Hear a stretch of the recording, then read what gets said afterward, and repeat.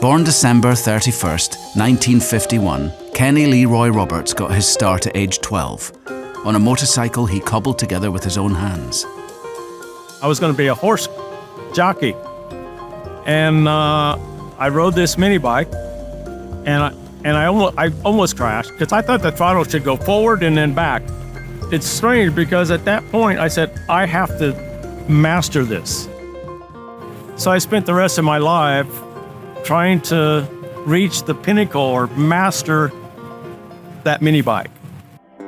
Dismissed by Triumph for his size, the 19-year-old signed a contract with Yamaha, beginning a long relationship with the Japanese manufacturer. As an AMA expert rookie in 1972, Roberts won his very first professional race, the AMA Grand National Short Track in the Houston Astrodome. He finished 4th overall in the championship that season, with 5 podiums. Roberts is one of only 4 riders in AMA history to complete the Grand Slam. That's a victory in all 5 disciplines: short track, TT, half mile, mile, and road race. More impressive, he is the only rider to accomplish that feat in a single season. Whether he was practicing or racing, Roberts was always pushing the bike to its limit. There was nothing to be gained cruising around. In part of trying to master the motorcycle, as I got better and better, and then I started dragging my knee and developing styles. This style of racing was pioneered by Roberts. He leans so far off the bike, his knees drag along the asphalt at incredible speeds. He protects himself with heavy-duty tape. The engineering was intriguing to me. And going faster and pushing motorcycles beyond the limit, I wanted to understand why there was a limit and where that limit could go with engineering. For me, it was perfecting what the motorcycle does when it's out of control to keep it in control. International events, Imola 200, Transatlantic Trophy match races, and Dutch TT soon took Roberts overseas, where he quickly dispelled the wider view that American dirt trackers couldn't win on pavement. Cloaked in yellow and black and displaying supernatural riding skills, Roberts was christened El Marciano, Spanish for the Martian.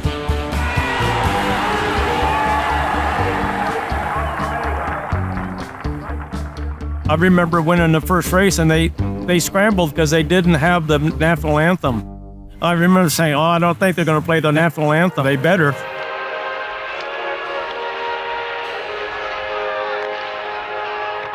Roberts had a natural talent, but he also thought about his racing a lot.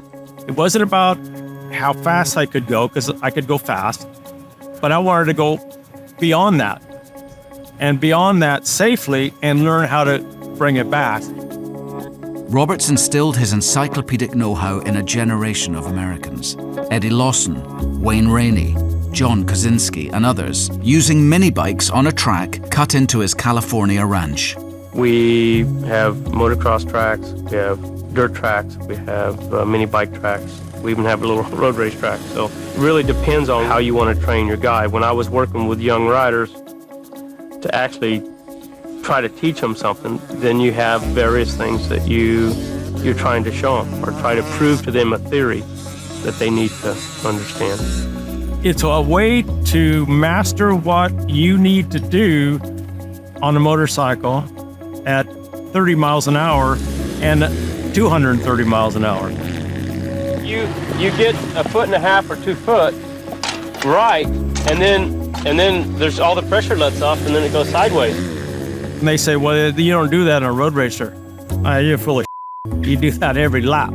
Still the same motorcycle, still does things the same thing. Different angles, different lean points, whatever, is still a motorcycle, still has two wheels. And I've had riders that have said, oh, the dirt track thing doesn't work anymore. And I said, so knowing how to ride a motorcycle better doesn't work? I don't get that.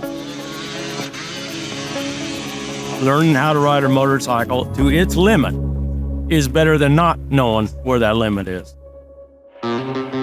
When Roberts was racing, he had the best equipment. Technology improves, but some things remain the same. The good guys are always going to be the best guys. There's not going to be someone that goes, my computer's better than your computer, that's why I'm better. That's not going to happen. Not in my lifetime. Roberts' time as a rider was winding down when fellow American Freddie Spencer arrived in '82. Freddie wanted to win more than anything and had the natural talent to back it up.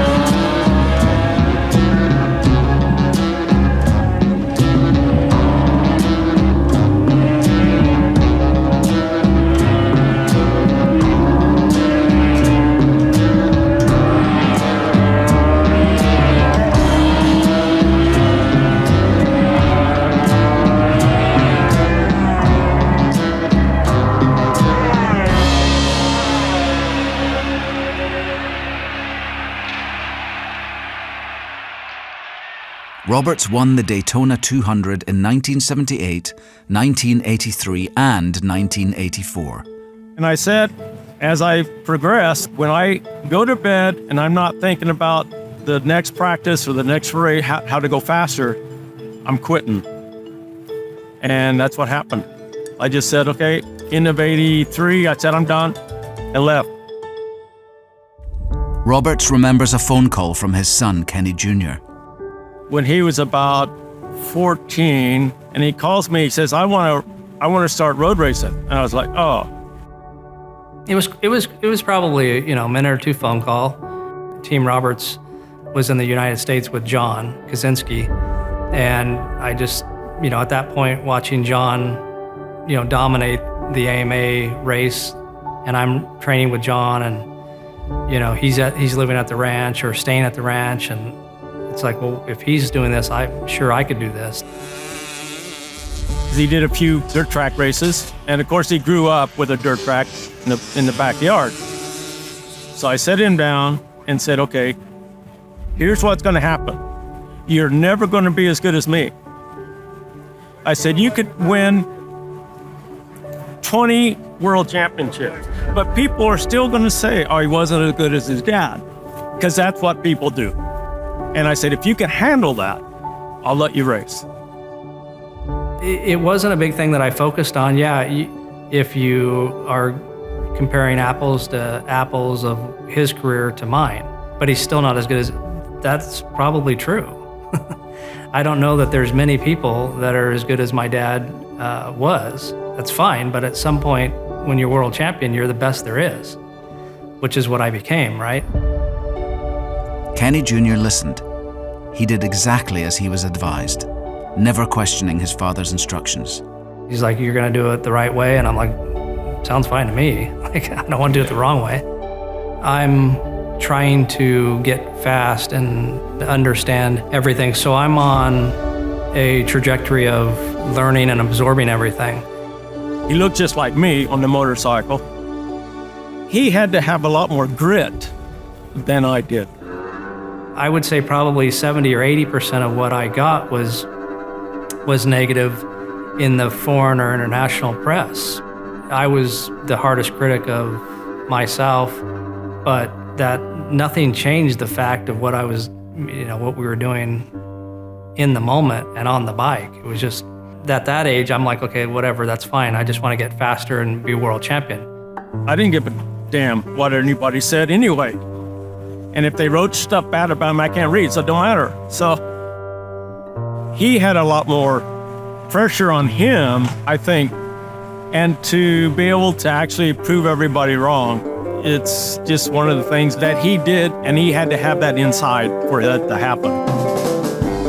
Roberts Jr. finished 6th in Brazil to secure the world title. That's cutting it close, but that's what he did. He won the world championship, and of course we were helping the team through that whole thing. I didn't go to the rostrum. when he's celebrating his world championship, and somebody's going, "What are you doing?" I go, "That's his deal, not me." I didn't want to take away his achievement. As many fathers out there know, you put more into your kids, and you could just see it from him, that accomplishment. Behind the scenes, Roberts was crafting parts, cylinders, pipes, and more for the factory Yamahas, as well as his son Suzuki. We won 4 world championships with Yamaha, and I got bored. And I went, you know what, I'm just gonna build my own. I was always intrigued with the engineering, and I was lucky enough to have a great engineer from Yamaha who spoke perfect English that grew up with me in the Yamaha company. That was our deal, and it carried on after I quit racing. It's like, okay, I still want to do this, because the factories at that time just were building what they wanted to build and giving me what they wanted. And I was like, no, I'm gonna do something. So I launched into building my own motorcycle.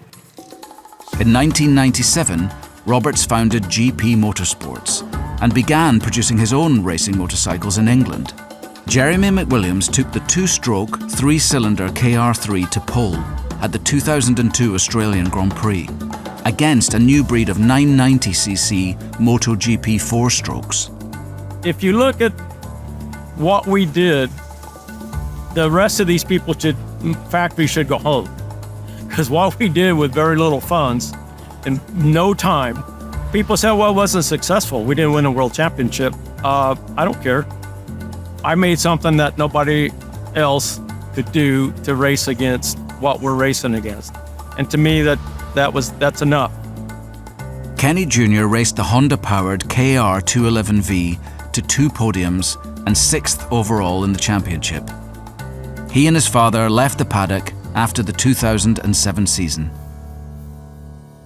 Roberts was inducted to the AMA Motorcycle Hall of Fame in 1998 and made a MotoGP legend in 2000.